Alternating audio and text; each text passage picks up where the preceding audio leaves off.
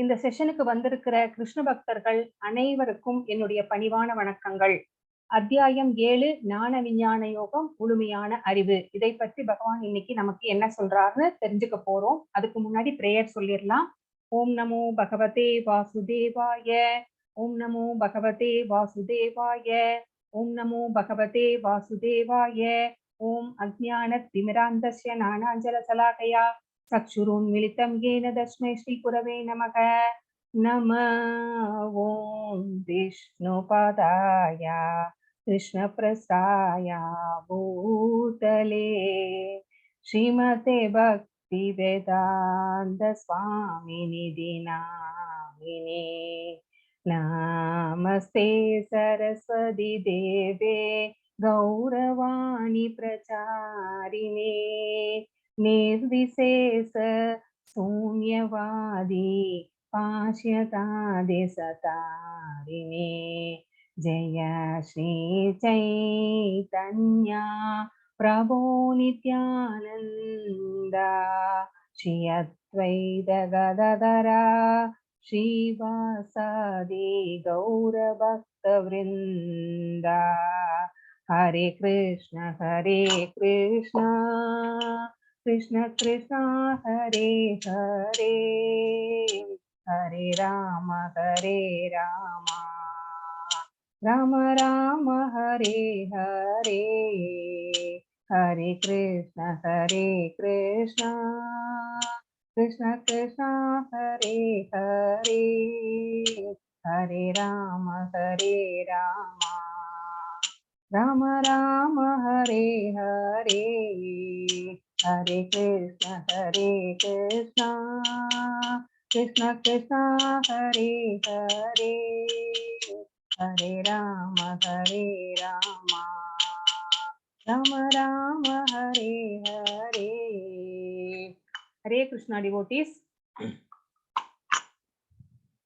என்னோட வாய்ஸ் ஆடிபிளா இருக்கா? கிளியரா இருக்கா? கிளியரா இருக்கு மாதாஜி. கிளியரா இருக்கு மாதாஜி. Thank you. கொஞ்சம் சவுண்ட் கூட்ட முடியுமா? வணக்கம் மாதாஜி. வணக்கம் மாதாஜி. ஹரே கிருஷ்ணா மாதாஜி. சவுண்ட் கூட வைக்கணுமா? ஆமாங்க மாதாஜி. இப்போ ஓகே மாதாஜி. ஓகே. ஹரே கிருஷ்ணா மாதாஜி. ஹரே கிருஷ்ணா மாதாஜி. ஹரே கிருஷ்ணா. அத்தியாயம் 7. ஹரே கிருஷ்ணா மாதாஜி. அத்தியாயம் 7 ஞான விஞ்ஞான யோகம். ஞானம் அப்படின்னா என்னன்னு தெரியும் நமக்கு. ஹரே நீ இந்த மாதிரி பண்ணிக்கலாம் ஒண்ணுதான். ஹரே கிருஷ்ணா. நீங்க கொஞ்சம் மியூட் பண்ணிக்கோங்க டிவோட்டீஸ். பண்ணிட்டேன் மாதாஜி. தேங்க்யூ மாதாஜி. ஞான விஞ்ஞான யோகம். யோகம்னா நம்மளுக்கு தெரியும், நம்மளையும் பகவானையும் இணைக்கக்கூடிய அந்த லிங்க், ரிலேஷன்ஷிப். நமக்கும் பகவானுக்கும் ஒரு ரிலேஷன்ஷிப்பை ஏற்படுத்தி கொடுக்கக்கூடிய ஒரு விதமான யோகம் அப்படிங்கிறது. ஸோ இங்க அத்தியாயம் 7ல முழுமையான அறிவு, பகவானை பற்றி முழுமையா அவர் என்ன சொல்ல போறார் அப்படிங்கிறத நம்ம இங்க தெரிஞ்சுக்க போறோம்.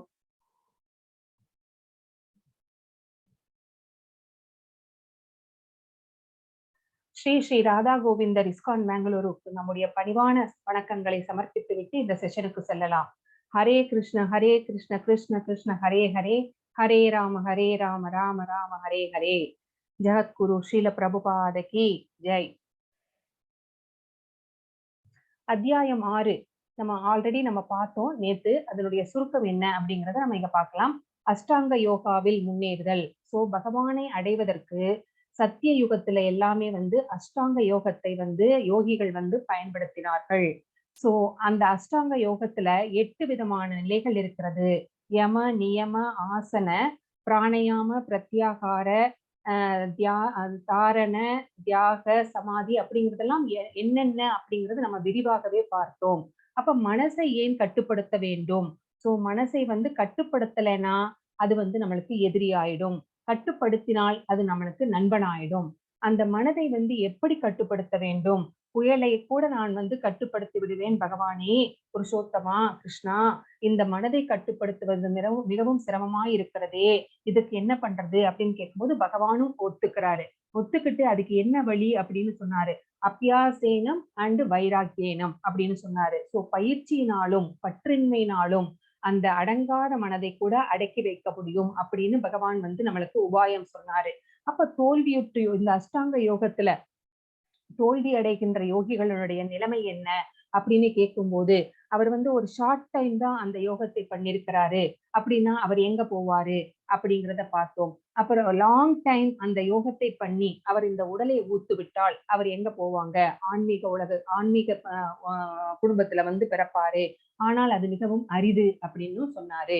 பக்தி யோகத்திலேயே வந்து மிகப்பெரிய யோகம், யோகங்களிலே மிகப்பெரிய யோகம் பக்தி யோகம் அப்படிங்கிறதையும் பகவான் வந்து கிளீனா அவனுக்கு எடுத்துரைத்தாரு. யுக்த மனோமதக அப்படிங்கிறதையும் சொன்னாரு.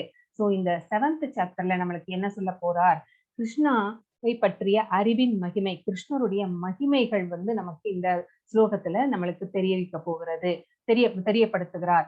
பகவான் கிருஷ்ணருடைய ஆற்றல்கள் என்னென்ன, அவருடைய ஆற்றல்களை வந்து நம்ம கற்பனை கூட செய்து பார்க்க முடியாது. சோ அச்சிந்திய அப்படின்னு சொல்லுவாங்க, கற்பனைக்கு எட்டாதது அப்படின்னு சொல்லுவாங்க. சோ அதை பத்தி தெரிஞ்சுக்க போறோம். பகவான் கிருஷ்ணரிடம் எவ்வாறு சரணடைய வேண்டும்? மாம் ஏவையே பிரபத்யந்தே, பிரபத்யந்தே அப்படின்னா சரணடைதல் அப்படின்னு அர்த்தம். சோ எப்படி பகவான் கிட்ட வந்து சரணடையணும்? மற்றும் வழிபாடு, தேவி வழிபாடு. சோ வந்து டெமிகாட்ஸ், தேவர்களை வந்து வழிபடுகிறோம் இல்லையா, அதை பற்றி என்ன அப்படின்னு 20வது ஸ்லோகத்திலிருந்து 25வது ஸ்லோகம் வரைக்கும் 5 ஸ்லோகத்துல சொல்றாங்க. மயைவ விகிதான் ஹி தான் அப்படின்னு. சோ இதெல்லாம் என்ன அப்படின்னு விளக்கமாக பார்க்கலாம். ஸ்ரீ பகவானுவாச்ச மையா சக்த மனோ பார்த்த யோகம் உஞ்சன்மத் ஆஸ்ரயக அசம்சயம் சமக்ரம் மாம் யதாக்ஞாஸ்யசி தச்ருணு. புருஷோத்தமரான முதற் கடவுள் கூறினார், பிருதாவின் மகனே, என்னிடம் பற்றுதல் கொண்ட மனதுடன் என்னை பற்றிய முழு உணர்வில் யோகத்தை பயில்வதன் மூலம் என்னை நீ எவ்வாறு சந்தேகம் ஏதுமின்றி முழுமையாக அறிந்து கொள்ளலாம் என்பதை இனி கேட்பாயாக. சோ கேட்பாயாக. தச்ருணு அப்படின்னா என்னிடம் இருந்து கேள், ஸ்ருணு அப்படின்னா கேட்கறது. சோ பகவானே சொல்றாரு, என்னிடமிருந்து கேள். அப்போ கேட்கறது தான் வந்து இந்த பக்தி யோகத்துல வந்து ஃபர்ஸ்ட் ஸ்டெப் என்ன அப்படின்னு தான் கேட்கறது. சோ அதுதான் இன்றியமையாத ஸ்டெப்பும் கூட. ஃபர்ஸ்ட் ஸ்டெப்பே வந்து ரொம்ப ரொம்ப இன்றியமையாத ஸ்டெப்பு அப்படிங்கிறதையும் நம்ம இங்க தெரிஞ்சுக்கிறோம். பக்தி யோகத்தினுடைய எசன்ஸையே, பக்தி யோகம்னா என்ன அப்படிங்கிற எசன்ஸையே இந்த 7.1 ஸ்லோகத்துல பகவான் வந்து ரொம்ப கிளீனா சொல்லிட்டாரு. சோ இங்க ஹியரிங். சோ ஃபர்ஸ்ட் வந்து பகவானை பற்றி கேட்க வேண்டும். இங்க வந்து 6 ஸ்டெப்ஸ் சொல்றாரு எப்படி பக்தி யோகம் பண்ணணும் அப்படிங்கிறது. ஃபர்ஸ்ட் என்ன அப்படின்னா பகவானை பற்றி கேட்க வேண்டும். சோ கேட்டல், ஸ்ருணு கேட்கறது, சிரவணம். சோ அடுத்தது வந்து அந்த கேட்கிறதன் மூலமாக நமக்கு பகவானை பற்றிய அறிவு, பகவான் எப்படிப்பட்டவர், அவருடைய ரூபம் எப்படிப்பட்டது, அவருடைய நாமங்கள் எப்படிப்பட்டது, அவருடைய லீலைகள் எல்லாம் எங்க நடந்தது, எவ்வாறு நடந்தது, சோ இந்த பாஸ்ட் டைம்ஸ் பத்தி இது எல்லா நாலேஜும் வந்து இந்த கேட்கறதுனால நமக்கு வந்து கிடைக்கிறது. சோ அடுத்தது அவரை பற்றிய சந்தேகங்கள் நமக்கு எழுகிறது. அந்த பத்தி சந்தேகங்கள் எழும்போது நம்ம வந்து அந்த மாதிரி குருமார்கள் கிட்ட போய் பணிவாக கேட்டு அந்த டவுட்ஸ் எல்லாம் வந்து நம்மளுக்கு கிளியர் ஆயிருது குரு கிட்ட கேட்கறதுனால. அப்ப நம்ம என்ன பண்றோம், பகவான் கிட்ட வந்து ஷெல்டர் எடுத்துக்கிறோம், பகவான் கிட்ட அடைக்கலம் ஆகிறோம். அந்த மாதிரி அடைக்கலம் ஆகிறதுனால பக்தியை வளர்த்து கொள்கிறோம். அந்த மாதிரி பக்தியை வளர்த்து கொள்வதனால நாம் நம்முடைய மனத்தில் இருக்கும் பரமாத்மாவை கொஞ்சம் கொஞ்சமாக அறிய முடிகிறது. இதுதான் 6 ஸ்டெப்ஸ், பக்தி யோகத்தின் 6 ஸ்டெப்ஸ். சோ இத மட்டுமே பண்ணினால் போதும், நம்ம மனசில் இருக்கிற பகவானை நம்மால் உணர முடியும். சோ ஃபர்ஸ்ட் என்ன, ஸ்ருணு அப்படிங்கிறது தான், சிரவணம் அப்படிங்கிறது தான் ரொம்ப ரொம்ப இம்பார்ட்டன்ட். சோ அந்த மாதிரி கேட்கறது யார்கிட்ட கேட்கணும் அப்படின்னு கேட்டா குரு, சாது, சாஸ்திரங்கள். சோ இதுதான் 3 தான் வந்து அத்தன்டிக். சோ குரு கிட்ட கேட்கிறோம், சாதுக்கள் நம்ம சத்சங்கத்துல பெரியவர்கள் கிருஷ்ண பக்தியில் இருக்கிறவர்கள் எல்லாமே இருப்பார்கள். சோ அவங்க கிட்ட வந்து கேட்கலாம். சாஸ்திரங்களை படிப்பதன் மூலமாக, சாஸ்திரங்களை வந்து படிச்சு சொல்லுவாங்க, அதையெல்லாம் கேட்டு இதன் 3 தான் வந்து 3 பேர்த்துக்கிட்ட இருந்து தான் வந்து நம்ம கேட்டு தெரிஞ்சுக்கணும். சோ இந்த மாதிரி கேட்கறதுனாலயே வந்து நமக்கு வந்து பக்தி பெருகும் அப்படிங்கிறது ரொம்ப ரொம்ப உண்மை. இதுக்கு எக்ஸாம்பிள் சொல்லணும் அப்படின்னா பிரகலாத மகாராஜர் வந்து அவருடைய தாயான கயாதுவினுடைய வயிற்றிலே இருக்கும் போது கருவிலே இருக்கும்போது நாரத முனிவர் வந்து கயாதுக்கு வந்து பகவானை பற்றி நாராயணரை பற்றிய விஷயங்கள் எல்லாம் வந்து எடுத்துரைத்து கொண்டிருந்தார். அப்போ கருவிலுறந்த பிரகலாத மகாராஜா இதையெல்லாம் வந்து ரொம்ப என்ன சொல்ற ஊன்றி கவனித்துக் கொண்டிருந்தார். சோ ஊன்றி அந்த கவனித்ததுனாலேயே அவர் வந்து ஒரு அசுர குலத்திலே பிறந்திருந்தா கூட, ஹரே கிருஷ்ணா,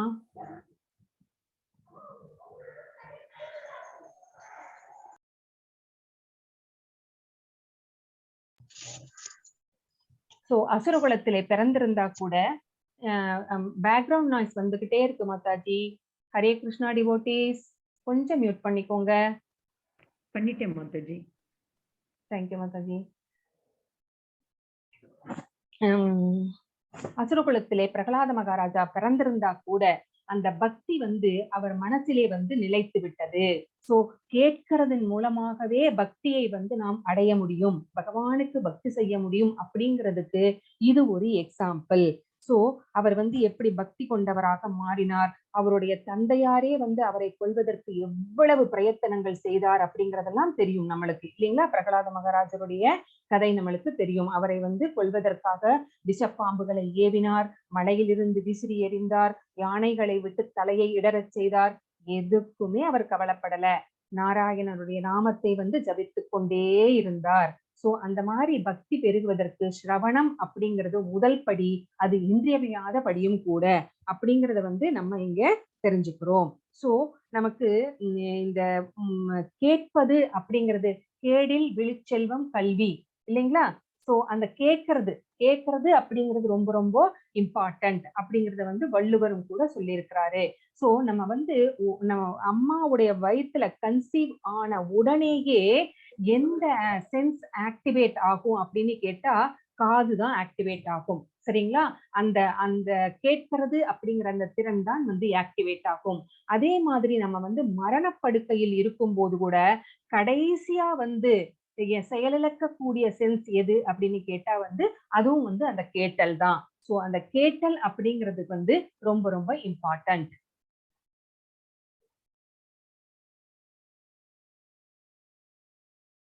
ரெண்டாவது ஸ்லோகத்துல ஞானம் தேகம் சவிஞானம் இதம் பக்யம் யசேசதக யஜ்ஞாத்வா நேக பூயோன்யத் ஞாதவ்யம் அவசிஷ்யதே.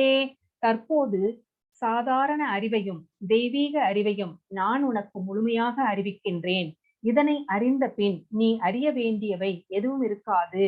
சோ நான் இப்ப வந்து சாதாரண அறிவு material energy and spiritual energy தெய்வீக அறிவு, இது ரெண்டுமே வந்து கிருஷ்ணருடைய திறமைகள் தான், சக்திகள் தான். இத வந்து நான் உனக்கு வந்து எடுத்து சொல்ல போகிறேன். என்னுடைய ஸ்பிரிச்சுவல் எனர்ஜி அப்படின்னா என்ன, மெட்டீரியல் எனர்ஜி என்ன அப்படின்னா என்ன, ரெண்டுமே வந்து பகவான் கிட்ட இருந்து வந்ததுதான். அதை பத்தி நான் சொல்ல போறேன். இதை தெரிஞ்சதுக்கு அப்புறம் நீ வந்து தெரிஞ்சுக்க வேண்டியது எதுவுமே கிடையாது அப்படின்னு சொல்றாரு. சோ நம்ம கூட அந்த ஸ்பிரிச்சுவல் எனர்ஜி அந்த மெட்டீரியல் எனர்ஜி ரெண்டத்தையுமே வந்து நம்ம டீல் பண்றோம். எப்படி அப்படின்னு கேட்டீங்கன்னா, இப்போ வந்து நம்ம இப்போ ஸ்பிரிச்சுவல் எனர்ஜி வந்து நம்மளுக்கு வந்து எதை கொடுக்கும் அப்படின்னா, நம்மளுக்கு வந்து ப்ரௌட்னஸ் தான் கொடுக்கும். நம்ம நிறைய படிக்கிறோம் அப்படின்னு வச்சுக்கோங்க, நிறைய டிகிரிஸ் வாங்கிட்டே இருக்கோம், நம்ம பேருக்கு பின்னாடி ஒரு 4 PhD வந்துருச்சுன்னு வச்சுக்கோங்க, அப்ப நம்மளுக்கு என்ன வரும், கர்வம் வரும். ஆனா இதுவே ஸ்பிரிச்சுவல் எனர்ஜியில முன்னேறும் போது நம்மளுக்கு என்ன வரும்னா ஹியூமிலிட்டி, பணிவு வரும். சோ கிருஷ்ணரை பற்றிய நாலேஜ் வந்து நம்மளுக்கு என்னத்தை கொடுக்கும் அப்படின்னா பணிவை கொடுக்கும். சோ அப்ப நம்மளுக்கு வித்யா ததாதி வினயம். சோ பகவானை பற்றி அறிந்து கொள்ளுவதால் நமக்கு வந்து பணிவு ஏற்படுகிறது அப்படிங்கிறத பத்தி நம்ம தெரிஞ்சுக்கிறோம். அப்போ கிருஷ்ணா கான்சியஸ்னஸ் அப்படிங்கிறது வந்து ரொம்ப ரொம்ப ரொம்ப கான்பிடென்ஷியல். அது மட்டும் கிடையாது, அது வந்து it is not achieved, it is awarded. பகவானுடைய கருணை இருந்தால் மட்டுமே வந்து அது நம்மளுக்கு வந்து கிடைக்கும் அப்படிங்கிறதையும் நம்ம வந்து தெரிஞ்சுக்கிறோம். சோ இதுல வந்து பகவான் வந்து 2 எனர்ஜியை பத்தி சொல்லியிருக்கிறாரு. இப்போ இந்த ஸ்லோகத்துல மனுஷ்யானாம் சகஸ்வேஷு கஷ்டித் யததி சித்தயே யததாம் அபிசித்தானாம் கஷ்டின் மாம் வேதி தத்வதக ஆயிரம் மனிதர்களில் யாரேனும் ஒருவன் பக்குவம் அடைய முயற்சி செய்யலாம். அவ்வாறு பக்குவம் அடைந்தவர்களில் கூட எவரேனும் ஒருவரே என்னை உண்மையாக அறிகின்றான். இப்போ என்னது இந்த பிக்சர்ல கொடுத்திருக்காங்க பாருங்க, மாரத்தான் நடக்குது. மாரத்தான் நடக்கும்போது எத்தனை பேர் கலந்துக்குவாங்க இல்லைங்களா? ஆனா ஜெயிக்க போறது ஒரே ஒருத்தர் தான். அந்த மாதிரிதான் கோடிக்கணக்கான மனிதர்களிலே நிறைய பேர் பகவானுக்கு பக்தி செய்து பக்குவம் அடைய முயற்சிகள் மேற்கொள்கிறார்கள். ஆனா எல்லாருக்கும் வெற்றி கிடைக்கிறதா? இல்லை. சோ யாரோ ஒருத்தருக்கு மட்டும்தான் அந்த வெற்றி, அந்த பக்குவம் கிடைக்கிறது. அதுவும் எப்படி? பகவானுடைய கருணையினாலேயே. பகவானுடைய கருணை இல்லாட்டா நம்மளுக்கு அந்த பக்தி கூட கைவராது அப்படிங்கறத நம்ம தெரிஞ்சுக்கிறோம். பூமிர் ஆபோ நலோ வாயு கம்மனோ புத்திரேவச அகங்கார இதியம் மே பின்னா பிரகிருதிரஷ்டதா. நிலம், நீர், நெருப்பு, காற்று, ஆகாயம், மனம், புத்தி, அகங்காரம், இந்த 8ம் சேர்ந்ததே எனது பிரிந்த ஜட சக்திகளாகும். நம்ம ஆல்ரெடி பார்த்துட்டோம். நம்மளுக்கு 2 வகையான உடம்பு இருக்கு. சூட்சும உடல், அப்புறம் ஸ்தூல உடல். நம்ம கண்ணால பார்க்கக்கூடிய இந்த உடல் ஐம்பூதங்களால் ஆனது. நிலம், நீர், நெருப்பு, காற்று, ஆகாயம், இந்த ஐம்பூதங்களால் ஆனது. அப்போ மனம், புத்தி, அகங்காரம் அப்படிங்கிறது சூட்சும உடல். இந்த 3ம் சேர்ந்ததுதான் சூட்சும உடல். இந்த 8ம் சேர்ந்ததே எனது பிரிந்த ஜடசக்தி, பகவான் கிட்ட இருந்து வந்த பிரிந்த ஜடசக்தி அப்படிங்கிறத இந்த 8ம் அப்படின்னு தான் நம்ம புரிஞ்சுக்கிறோம்.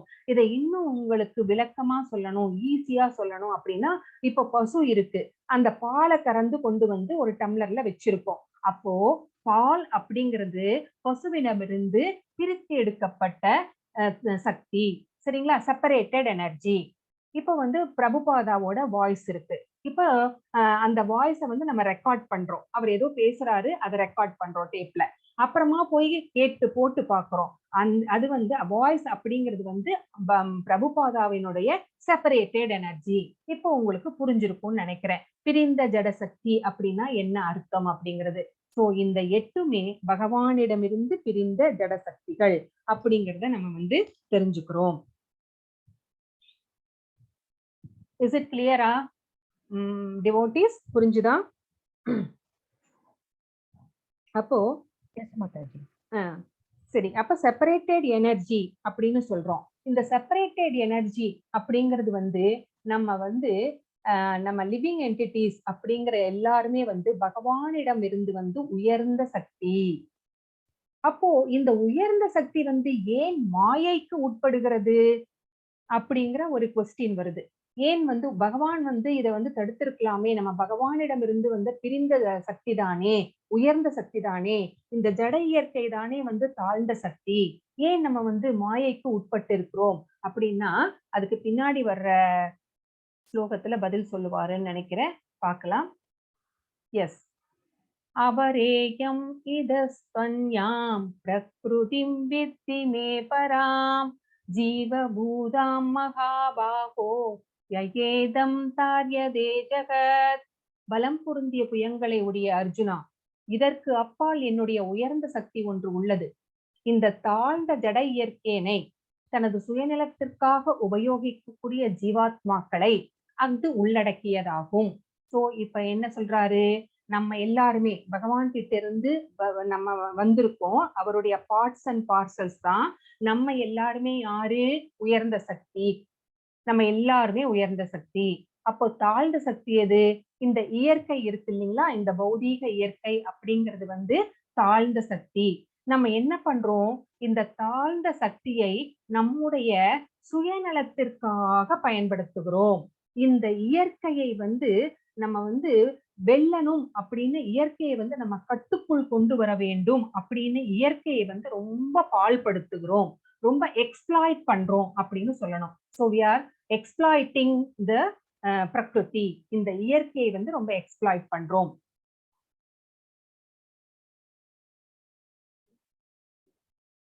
அதனால்தான் நம்ம கட்டுண்டு இருக்கிறோம். இப்போ 7.6ல ஏதத் யோனீனி பூதானி சர்வாணி த்யுபதாரயக அகம் கிருஷ்ணஸ்ய ஜகத பிரபவ பிரளயஸ்ததா. படைக்கப்பட்டவை அனைத்தும் இந்த இரண்டு இயற்கையே சேர்ந்தவை. இவ்வுலகில் ஜடமாகவும் ஆன்மீகமாகவும் இருப்பவை அனைத்திற்கும் ஆதியும் அந்தமும் நானே என்பதை நிச்சயமாக அறிவாயாக. சோ இந்த இயற்கையில ரெண்டு விதமான சக்திகள் இருக்கு. ஒண்ணு வந்து ஜடசக்தி, இன்னொன்னு வந்து ஆன்மீக சக்தி அப்படின்னு இருக்கு. இந்த ரெண்டு சக்திக்குமே வந்து நான் தான் முதலும் முடிவும், நான் தான் ஆதியும் அந்தமும் அப்படிங்கறத வந்து நீ தெரிஞ்சுக்கோ. அவர் முதலே சொல்லிட்டாரு இல்லைங்களா, இந்த என்னுடைய சக்திகளை பற்றி தெரிஞ்சுக்கோன்னு சொல்லியிருக்கிறாரு. இப்போ ஒரு ஒன்னா சொல்லிக்கிட்டே வராரு. சோ ஜடசக்திக்கும் நான் தான் ஆதி அந்தம், இந்த ஸ்பிரிச்சுவல் எனர்ஜிக்கும் வந்து நான் தான் வந்து ஆதியும் அந்தம். எல்லாமே வந்து என்னாலேயே ஆக்கப்படுகிறது, என்னாலேயே மெயின்டைன் பண்ணப்படுகிறது, என்னாலேயே வந்து கண்ட்ரோல் பண்ணப்படுகிறது அப்படின்னு பகவான் சொல்றாரு. மத்த பரதரம் நாண்யர் கிஞ்சித் அஸ்தி தனஞ்சயக மயி சர்ப்பமிதம் புரோதம் சூத்ரே மணிகனாயிவ. செல்வத்தை வெல்வோனே, என்னை விட உயர்ந்த உண்மை ஏதுமில்லை. நூலில் முத்துக்கள் கோர்க்கப்பட்டுள்ளது போல அனைத்தும் என்னையே சார்ந்துள்ளன அப்படிங்கிறாரு. செல்வத்தை வெல்வோனே அப்படின்னு ஏன் சொல்றாரு அர்ஜுனரை? அவர் வந்து குருச்சேத்திர போர் முடிஞ்சு அஸ்வமேத யாகம் எல்லாம் செஞ்சாரு யுதிஷ்டர். அப்போ அதற்கு நிறைய பொருட்செல்வம் தேவைப்பட்டது. அந்த பொருட்செல்வத்தை எல்லாமே வந்து கொண்டு வந்து சேர்த்தது அர்ஜுனன் தான். அதனால வந்து அவனுக்கு தனஞ்சயன் அப்படிங்கிற பேர். அதுதான் செல்வத்தை வெல்வோனே அப்படின்னு நீங்க சொல்றாரு. சோ என்னை விட உயர்ந்த உண்மை ஏதும் இல்லை, பகவானுக்கு மேல எதுவுமே கிடையாது. சோ பகவான் தான் ஹையஸ்ட், அவருக்கு மேல எதுவுமே கிடையாது அப்படிங்கிறத நீ தெரிஞ்சுக்கோ. இங்க இருக்கிற ரவுண்ட் ரவுண்டா இருக்கு பாத்தீங்களா, இது எல்லாமே வந்து பிரபஞ்சங்கள், அண்டங்கள். இந்த அண்டங்கள் எல்லாமே எப்படி வந்து அப்படியே காற்றுல மறந்து கொண்டிருக்கிறது. அவருடைய மயிர்கண்கள்ல இருந்து இந்த அண்டங்கள் எல்லாமே வருகிறது. சோ இது எல்லாமே வந்து அந்த பிரபஞ்ச வெளியிலே வந்து மிதந்து கொண்டிருக்கிறது. அதையெல்லாம் எப்படி அப்படி மிதந்துகிட்டு இருக்கு அப்படின்னா, ஒரு நூல்ல முத்துக்கள் கோர்த்தா எப்படி இருக்கும், அந்த நூல் தான் வந்து அதுக்கு சாரமாக அடிப்படையாக இருக்கும். அந்த நூல் தான் வந்து எல்லா முத்துக்களையும் வந்து ஒன்றாக சேர்த்து வைத்திருக்கிறது. அந்த மாதிரிதான் நானும் அப்படிங்கிறாரு. சோ நூலில் முத்துக்கள் கோர்த்துப்பட்டதுல போல என்னையே இவை எல்லாமே சார்ந்திருக்கின்றன அப்படின்னு பகவான் இங்க சொல்றாரு. ரசோகம் அப்சு கௌந்தேய பிரபாஸ்மி சசி சூரியயோ பிரணவ சர்ப்ப வேதேசு சப்தக்கே பௌரு சம்ருஷு. குந்தேன் மகனே, நானே நீரின் சுவையும் சூரிய சந்திரர்களின் ஒளியும் வேத மந்திரங்களின் பிரணவ ஒளியுமாக இருக்கிறேன். ஆகாயத்தில் சப்தமாகவும் மனிதரில் திறமையாகவும் இருப்பதும் நானே அப்படிங்கிறாரு. சோ இங்க வந்து நீருக்கு வந்து சுவை கிடையாது அப்படின்னு நம்ம எல்லாம் வந்து சயின்ஸ் டீச்சர்ஸ் எல்லாம் வந்து சொல்லுவோம். It is tasteless, odourless, colourless அப்படின்னு சொல்லுவோம். இங்க வந்து பகவான் வந்து சேலஞ்ச் பண்றாரு அந்த சயின்ஸ் டீச்சர்ஸ்க்கெல்லாம். சோ நான் தான் வந்து நீரின் சுவையாகவே இருக்கிறேன் அப்படிங்கிறாரு. எப்படி அப்படின்னு கேட்டீங்கன்னா, வாய் வறண்டு இருக்கும் போது நீங்க ஏதாவது ஒண்ணு வாயில எடுத்து போட்டு மென்னு பாருங்க, அதுக்கு டேஸ்டே கிடைக்காது. எப்ப அந்த உமிழ்நீர் சுரக்க ஆரம்பிச்சு அந்த மெல்லுகிற பொருளோட வந்து கலக்கிறதோ அப்பதான் நம்மளுக்கு அந்த டேஸ்ட் கிடைக்கும் அப்படிங்கிறத ஆயுர்வேதம் கூட ஒத்துக்கொள்கிறது. சோ அந்த நீரின் சுவை அது வந்து யாரு அப்படின்னு கேட்டா வந்து நான் தான். அப்ப நம்ம எப்பெல்லாம் தண்ணி குடிக்கிறோமோ அப்பெல்லாம் வந்து பகவானை நினைச்சுக்கணும். தேங்க்யூ கிருஷ்ணா, தேங்க்யூ கிருஷ்ணான்னு அவருக்கு வந்து நன்றி சொல்லிக் கொண்டே இருக்க வேண்டும். இதுவும் பகவானை வந்து டெய்லி நினைச்சுக்கிறதுக்கு ஒரு வழி அப்படின்னு நினைச்சுக்கோங்க. அதே மாதிரி சூரிய சந்திரர்களின் ஒளியும் நானே அப்படிங்கிறாரு. சோ சூரியனுடைய அந்த ஒளிர்கதிர்கள் பட்டுதான் அந்த சூரியகாந்தி பூ இல்லைங்களா, அது எப்படி மலரும்னா சூரியனுடைய ஒளி எந்த பக்கம் இருக்கிறதோ அந்த பக்கம் எல்லாம் திரும்பும். சோ அதே மாதிரிதான் காயாக இருக்கிற கனிகள் எல்லாமே அந்த சூரிய ஒளி பட்டு பட்டு முதல் நாள் வந்து பச்சையா இருந்திருக்கும் அந்த மாங்காய், அடுத்த நாள் பார்த்தீங்கன்னு வச்சுக்கோங்க அப்படியே வந்து அந்த மஞ்சள் பூத்திருக்கும். சோ எப்படி நடந்தது இந்த அதிசயம்? சூரிய கதிர்கள், சூரியனுடைய ஒளி கிரணங்கள் அதன் மேல பற்றதுனாலேயே அது எல்லாமே அந்த அற்புதங்கள் எல்லாமே வந்து பகவான் வந்து நிகழ்த்துகிறார். சந்திரனுடைய ஒளியும் அப்படிதான். சந்திரன் அது வந்து ரொம்ப குளிர்ச்சியானது. யாருக்குதான் பிடிக்காது சந்திரனுடைய ஒளி இல்லைங்களா? சோ வந்து எப்பவுமே மொட்டை மாடியில நிலாச்சோறு சாப்பிட்டு இருக்கிற அந்த அனுபவங்கள் எல்லாமே உங்களுக்கு இருக்கும். சோ அந்த குளிர்ச்சியை, சந்திரனுக்கு அந்த குளிர்ச்சியை தருபவரும் பகவானே. குளிர்ச்சியாக இருப்பவரும் பகவானே. அப்புறம் வேத மந்திரங்கள் எது ஆரம்பிச்சாலும் சரி, ஓம் அப்படிங்கிற அந்த பிரணவ மந்திரத்துலதான் நம்ம ஆரம்பிக்கிறோம். அப்படின்னா என்ன அர்த்தம்? பகவான் ஓம் அப்படிங்கிறதுக்கு ராதே கிருஷ்ணா அப்படிங்கிறது தான் அர்த்தம். சோ ஓம் அப்படிங்கிற அந்த பிரணவ மந்திரத்தில் நான் இருக்கிறேன் அப்படின்னு பகவான் சொல்றாரு. சோ ஆகாயத்தில் சப்தமா, அப்ப ஓம் நமச்சிவாய அப்படின்னு ஏன் சொல்றோம் அப்படின்னு கேட்டா, நமச்சிவாய அப்படின்னு பரமசிவனை சிவபெருமானை வணங்குவதற்கு முன்பாக நம்முடைய பகவான் விஷ்ணுவை வந்து அவருக்கு வந்து நம்முடைய பணிவான வணக்கங்களை செலுத்திவிட்டு அப்புறமா வந்து சிவபெருமானை வணங்குகிறோம். சிவபெருமானை விட மிக உயர்ந்த விஷ்ணு பக்தர் யாருமே கிடையாது. அதனால நான் குறைச்சு சொல்றேன்னு நினைச்சுக்க கூடாது. அவரை மாதிரி மிகச்சிறந்த விஷ்ணு பக்தர் இந்த உலகத்திலேயே இல்ல.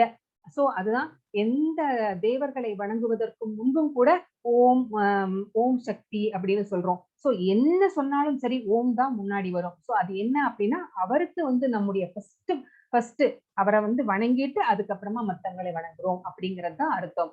சோ ஆகாயத்தில் சப்தமாகவும் இருக்கிறேன் அப்படிங்கிறாரு. சோ அந்த சப்தம் என்ன அப்படிங்கிறது நம்மளுக்கு தெரியும். சோ அந்த அந்த சவுண்ட் வந்து ஆகாயத்துலதான் டிராவல் பண்ணி வருது.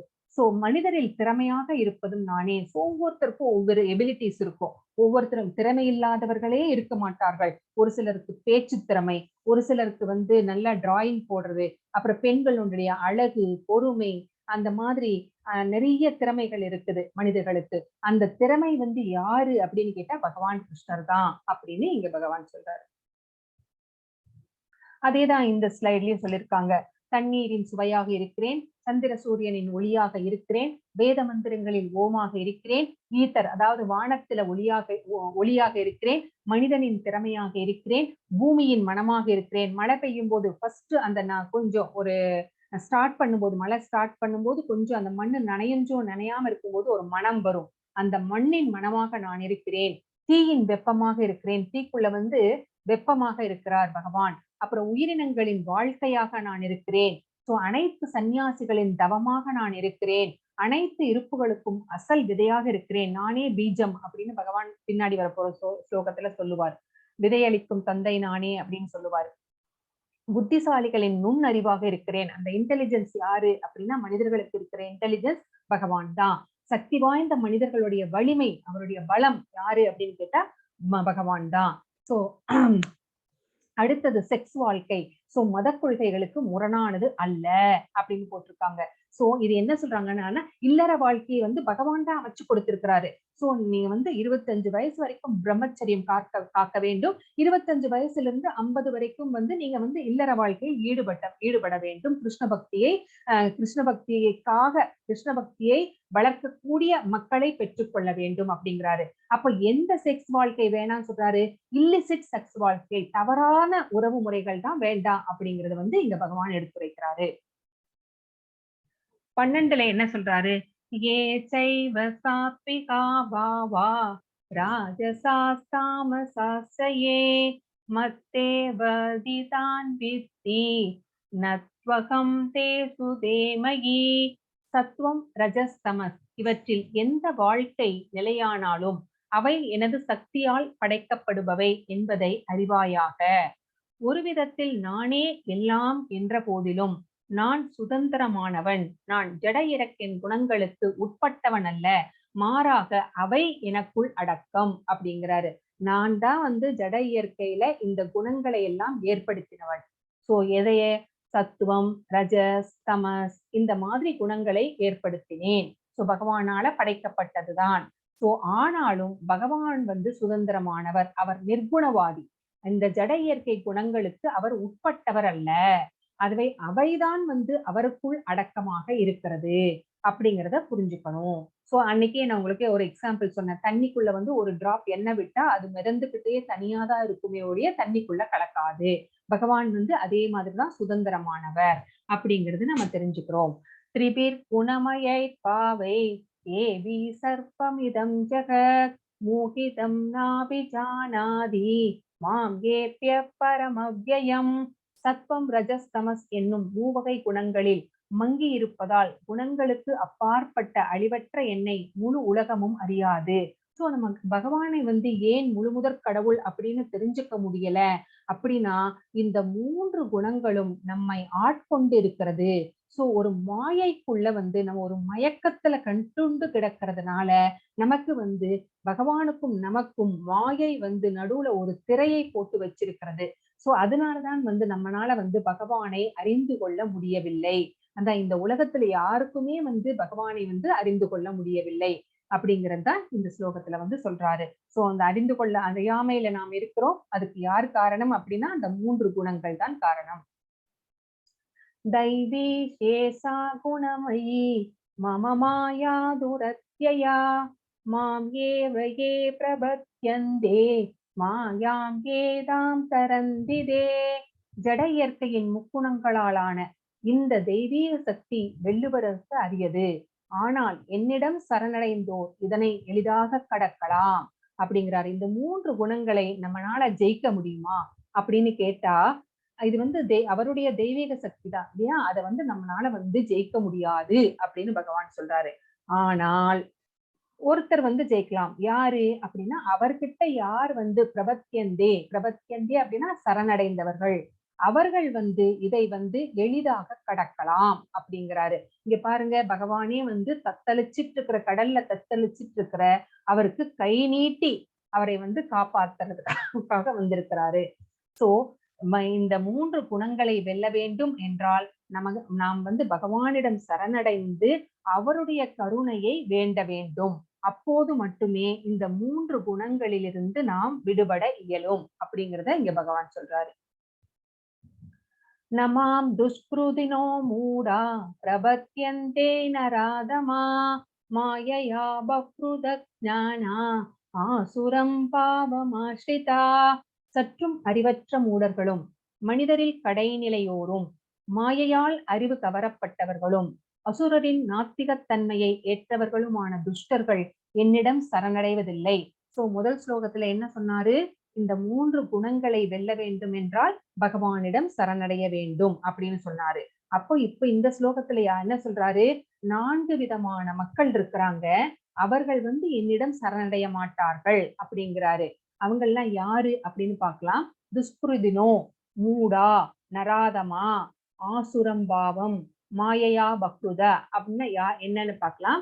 சோ அறிவற்ற மூடர்கள் அப்படின்னு யார சொல்றாரு அப்படின்னா மனிதரில் கடைநிலையோர், மாயையால் அறிவு கவரப்பட்டவர்கள், அசுரரின் நாத்திகை தன்மையை ஏற்றவர்கள். சோ மூடர்கள், முட்டாள்கள் வந்து நாத்திகவாதம் பேசிக் கொண்டிருப்பார்கள்.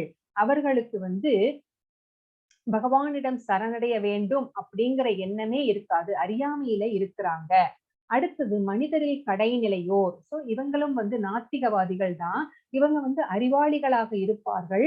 சோ இவங்களுடைய அறிவு பயனற்றது. ஏன்னா கூட இருக்கிற மக்களையும் வந்து தவறான வழியில் வந்து வழி நடத்தி செல்வார்கள். சோ இந்த நாத்திகர்களும் வந்து பகவானிடம் சரணடைய மாட்டார்கள். அடுத்து வந்து மாயையால் அறிவு கவரப்பட்டவர்கள். அப்ப மாயையால் அறிவு கவரப்பட்டவர்கள், மாயையா பக்ருத ஞானா அப்படின்னா இவங்க வந்து அறிவாளிகள், விஞ்ஞானிகள். இவங்க எல்லாம் வந்து இவங்களுக்கு என்ன அப்படின்னா நாம வந்து அறிவாளி அப்படிங்கிற கர்வம் ஜாஸ்தி. அதனால இவங்களுடைய அறிவு வந்து மாயை வந்து திருடி கொண்டு போய்விட்டது. their knowledge is stolen by மாயா. அதனால வந்து இவங்க வந்து பகவான் கிட்ட வந்து சரணடைய மாட்டார்கள். சோ அடுத்தது வந்து அசுரர்களுடைய தன்மையை உடையவர்கள். சோ அசுரத்தன்மை மிகுந்தவர்கள், ரஜோகுணம் உடையவர்கள், இவங்க எல்லாமே வந்து பகவான் கிட்ட வந்து சரணடைவதில்லை. இந்த 4 விதமான மக்கள் வந்து பகவான் கிட்ட சரணடைய மாட்டார்கள்.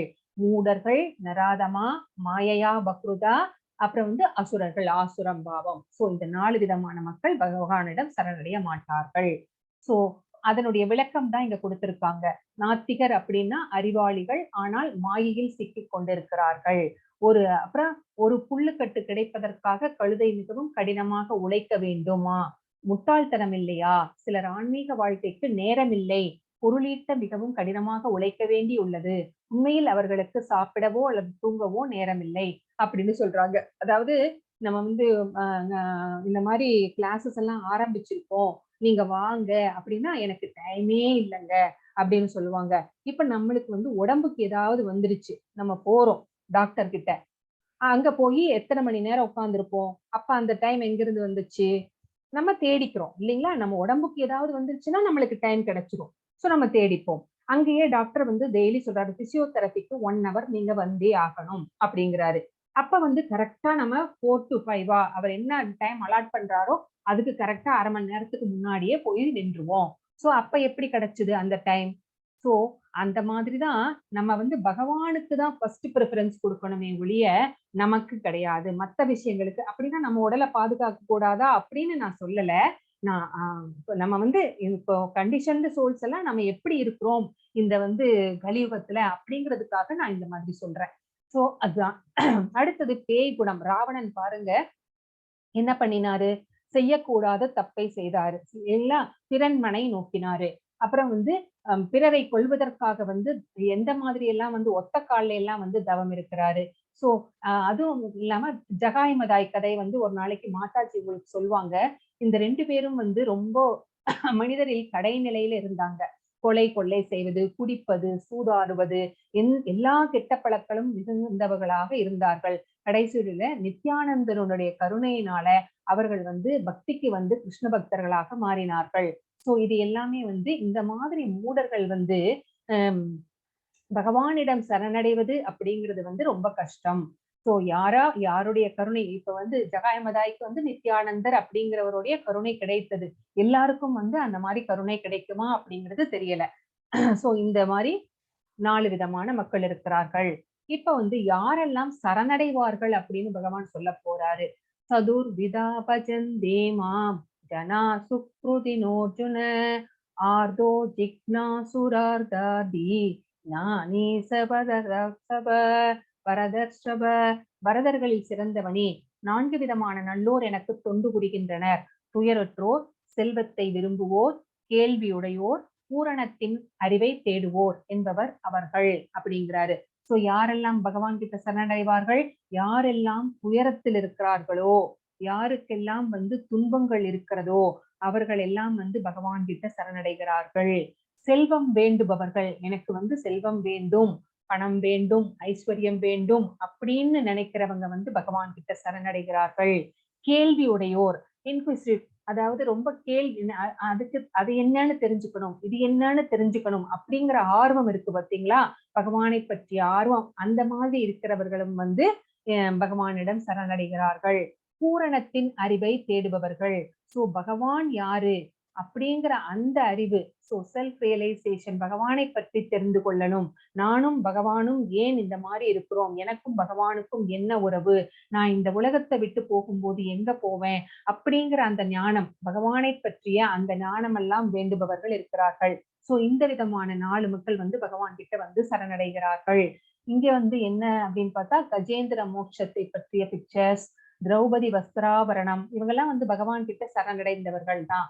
சோ சுகதேவ கோஸ்வாமியின் ஜனனம், சுகதேவ பரீட்சித் மகாராஜா, துருவ மகாராஜா, இந்த ஸ்டோரி எல்லாம் நம்ம பார்த்திருக்கோம். தேசாம் நானி நித்யயுக்த ஏக பக்தி விசிஷ்யதே பிரியோ ஹி நானி நோக்தம் அகம் சமம பிரிய. இவர்களில் முழு ஞானத்துடன் எப்பொழுதும் தூய பக்தி தொண்டில் ஈடுபட்டிருப்பவனே சிறந்தவன். ஏனெனில் நான் அவனுக்கு மிகவும் பிரியமானவன், அவனும் எனக்கு மிகவும் பிரியமானவன். யார் வந்து தூய்மையான மனசோட பக்தி தொண்டு செய்கிறார்களோ அவர்கள்தான் சிறந்தவர்கள். அந்த 4 பேர் சொன்னாங்க பார்த்தீங்களா, யாரு சரணடைவார்கள் அப்படின்ட்டு.